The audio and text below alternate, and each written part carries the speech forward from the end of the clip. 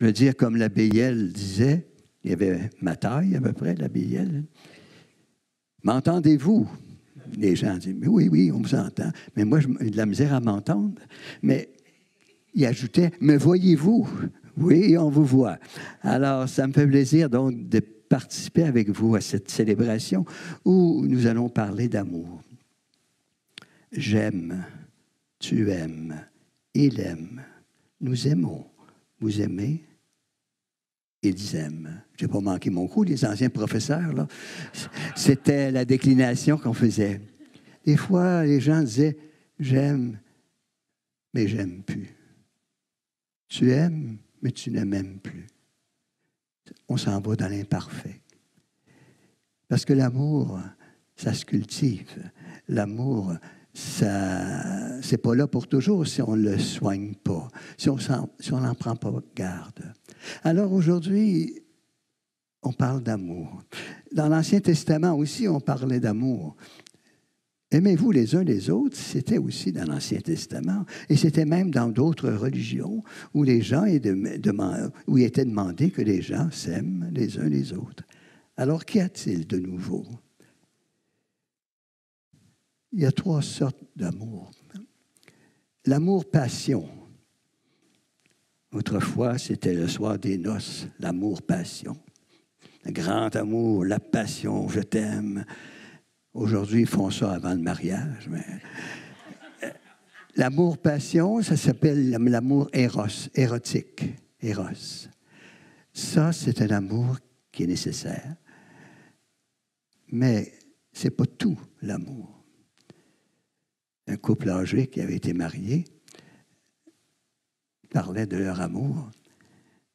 Surtout, l'homme disait, notre amour, il est platonique. Platonique? Oui, il est plate pour moi, mais c'est un tonique pour ma femme.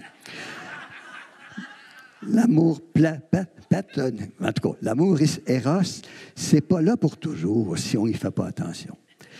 Mais c'est pas ça qui est le plus important dans l'amour. Le deuxième stade de l'amour, c'est l'amour-amitié. Ça, c'est un amour qu'on n'a pas besoin d'être poussé pour aimer. J'aime mon frère, j'aime ma sœur.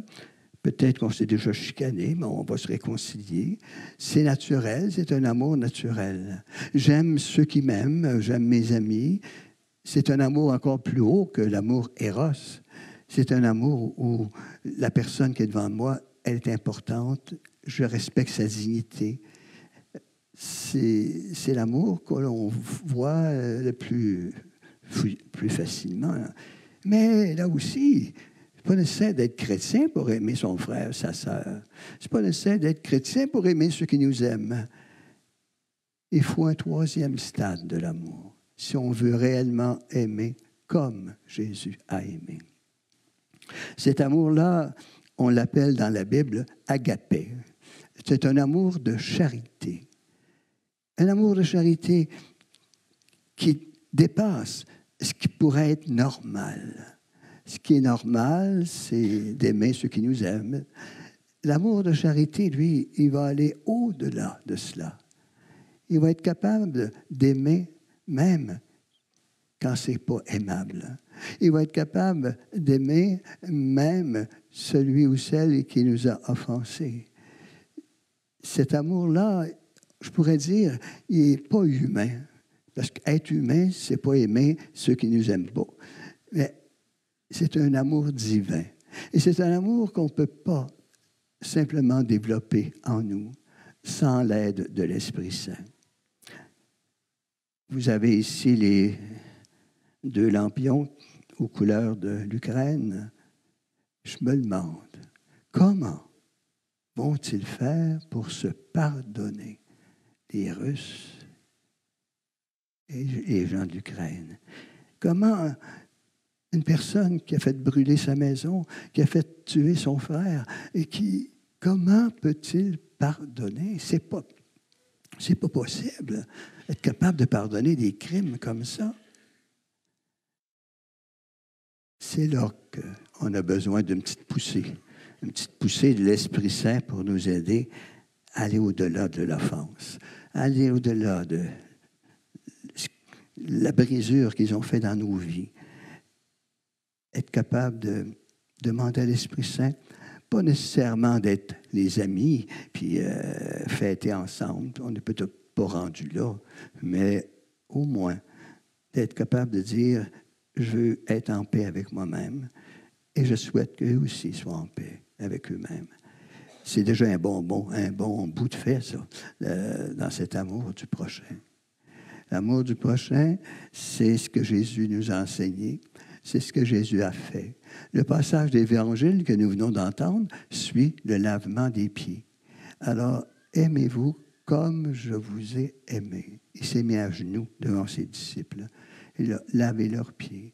Ça veut dire, mettez-vous à genoux devant vos frères et vos sœurs. Mettez-vous en service les uns des autres. Ça, c'est un amour qui va plus loin que l'amour spontané avec les gens qu'on aime. C'est un amour qui est un amour charité, un amour agapé. Et Jésus l'a vécu pleinement, jusqu'au bout, jusque sur la croix, quand il va dire, « Père, pardonne-leur, ils ne savent pas ce qu'ils font. » Il ne demande pas simplement de pardonner, mais il les excuse. Ils ne savent pas ce qu'ils font.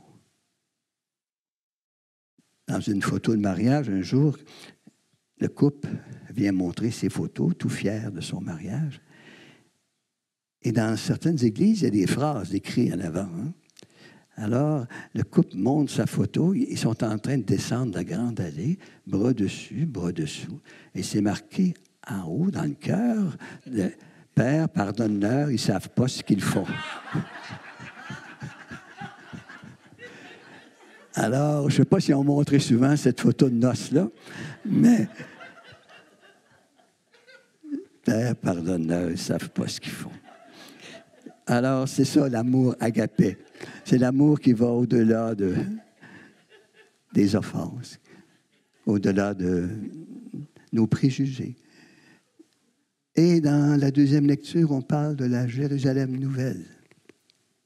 La Jérusalem nouvelle, elle advient quand on est capable de s'aimer les uns les autres, quand on est capable de se pardonner, de s'accueillir avec nos limites, avec ce que nous sommes. La Jérusalem nouvelle, c'est le ciel sur la terre, quand on est capable de s'aimer. Mais c'est pas facile. C'est jamais facile d'aimer véritablement. Quand on a des obstacles à l'amour, on peut demander de l'aide. Un petit garçon est en tricycle sur le trottoir et devant sa roue, il y a une roche.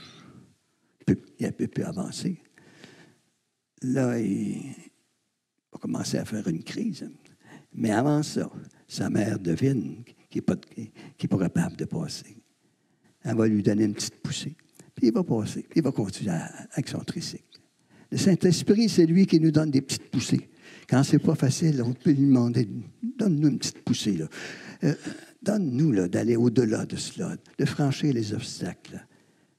Et je pense que si on le fait vraiment, on ne sera peut-être pas prêt à pardonner tout de suite à certaines choses, certaines personnes, mais au moins, il va nous aider à faire un bout de chemin. Amen.